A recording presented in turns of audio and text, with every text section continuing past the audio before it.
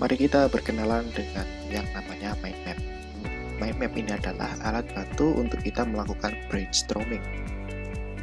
Kalau berdasarkan definisi, mind map adalah sebuah metode untuk mengelola informasi secara keseluruhan melalui pemetaan pikiran. Bentuknya percabangan yang dituangkan langsung ke dalam media tulis, baik kertas maupun digital.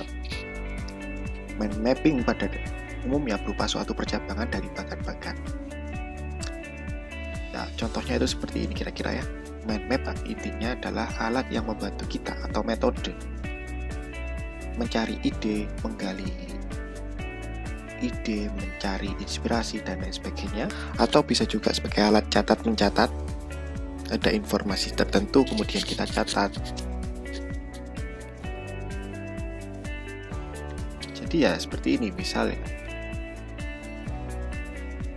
Ini strukturnya ada ya, topik utama, kemudian percabangan atau topik turunannya, dan topik turunannya ini bercabang hingga tidak terbatas ya, sesuai dengan hasil pemikiran kita atau sesuai dengan informasi yang kita dapatkan. Jadi manfaat dari metode seperti ini sangat banyak sekali. Intinya metode ini adalah mensimulasikan apa yang terjadi di otak kita. Jadi kalau kita mau menggunakan metode seperti ini untuk mencatat, untuk mengingat sesuatu, untuk belajar, untuk brainstorming, akan lebih mudah mendapatkan banyak sekali inspirasi atau banyak sekali hasil pemikiran yang berhubungan dengan topik utama ini. Apapun ini nanti topik utamanya sesuai dengan kegunaannya. Kalau belum tahu apa itu brainstorming, bisa di search di Google juga. Brainstorming adalah istilahnya ini bisa digunakan oleh kelompok atau individual ya. Sederhananya, brainstorming adalah metode untuk memunculkan penyelesaian masalah yang kreatif dengan mendorong anggota kelompok atau individu atau kita sendirian untuk saling melemparkan ide atau saling menemukan ide sembari menahan kritik atau penilaian. Brainstorming dalam banyak bentuknya telah menjadi tools standar untuk ideation, pengembangan ide baru. Intinya, sebagai contoh, saya sering kali melakukan brainstorming ya.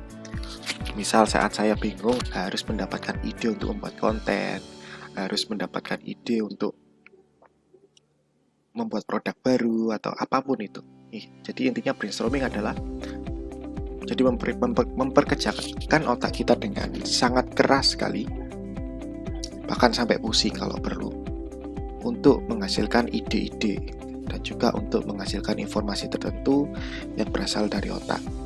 Nah, itulah proses yang dinamakan brainstorming.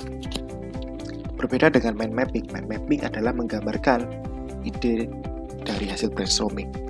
Tapi mind mapping sendiri tidak hanya bisa mengakomodasi informasi hasil dari brainstorming, melainkan mind mapping bisa kita manfaatkan untuk proses pencatatan dan lain sebagainya. Nah, ngomong-ngomong tentang alat yang bisa digunakan untuk mind mapping, ada banyak sekali, ada yang versi Android, ada yang versi web. Kalau kita mau cari sendiri di Google, bisa kita ketik mind map tool begini ya.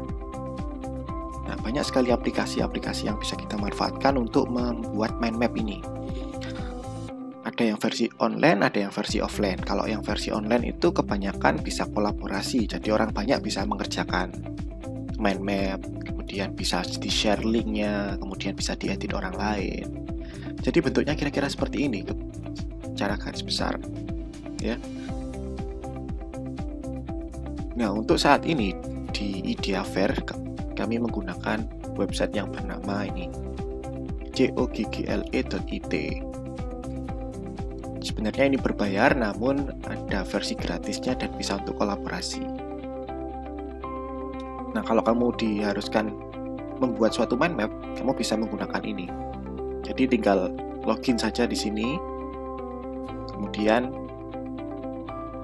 sesuaikan dengan akun yang ada. Kalau kamu sebagai karyawan Ideafair, ya gunakan akun Ideafair yang sesuai dengan loginmu. Akan setelah berhasil login akan berada di beranda, yang dimana ini akan berisi dengan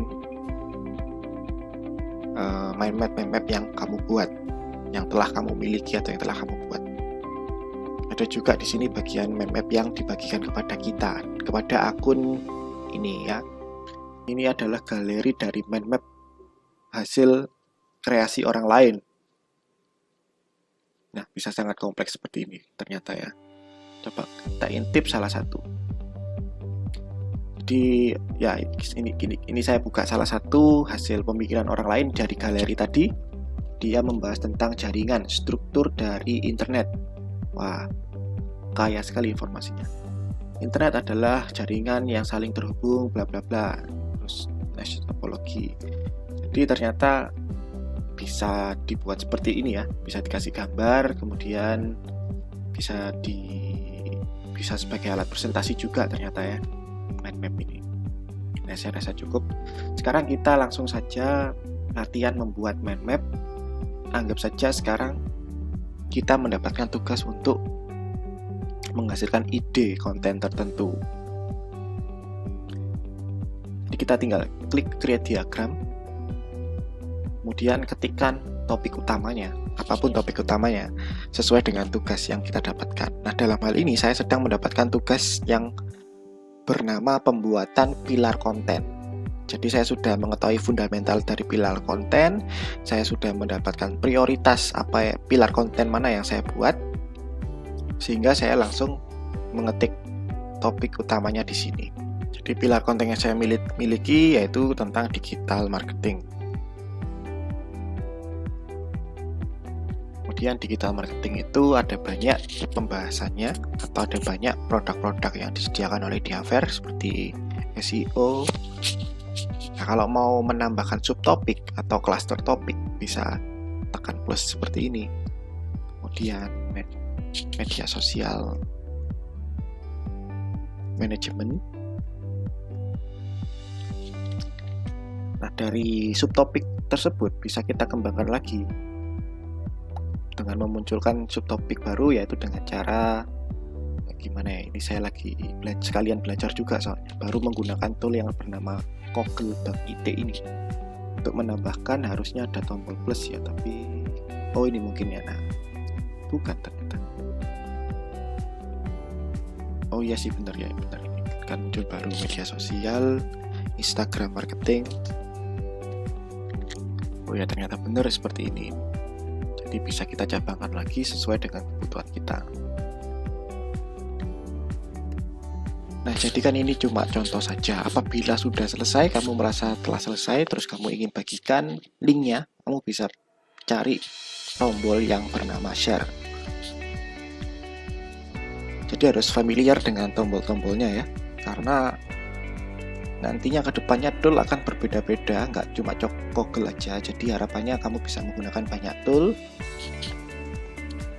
dengan memiliki fundamental atau dasar yang ada. Yang jelas bisa juga dengan cara ini, share this Google. Kalau ada tombol share tinggal klik share. No private link yet. Nah, berarti mungkin di klik new link ya, baru muncul linknya.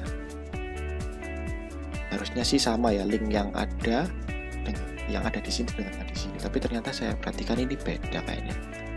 Tidak, lebih aman sih. Oh iya, beda. Jangan menggunakan link ini kalau gitu ya.